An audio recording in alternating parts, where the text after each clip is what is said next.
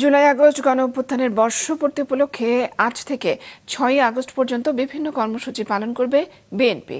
বিকেলে বাংলাদেশ চীন মৈত্রী সম্মেলন কেন্দ্রের সব রাজনৈতিক দল ও জুলাই আগস্ট গণঅভ্যুত্থানে নিহত ও আহত ব্যক্তিদের পরিবারের অংশগ্রহণে আলোচনা সভা অনুষ্ঠিত হবে।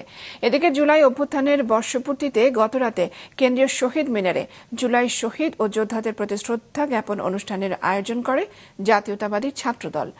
জাতীয় সঙ্গীতকে মোমবাতি জ্বালিয়ে শুরু হয় আলোয় আলোয় স্মৃতি সমুজ্জ্বল শিরোনামের এই আয়োজন। এরপর 2 মিনিট নীরবতায় শহীদদের প্রতি শ্রদ্ধা নিবেদন করা হয়।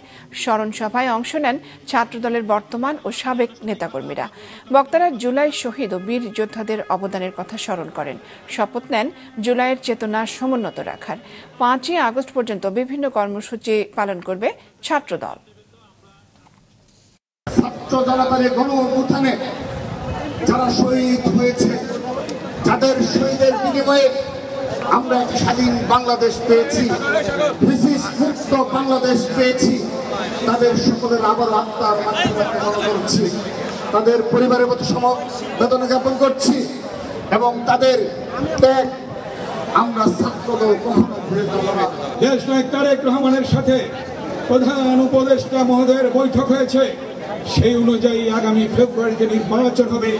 সেই নির্বাচনে আল্লাহর রহমতে ইনশাআল্লাহ বিএনপি আল্লাহর রহমতে ক্ষমতায় আসবে এবং দেশ পরিচালনায় অংশগ্রহণ করবে।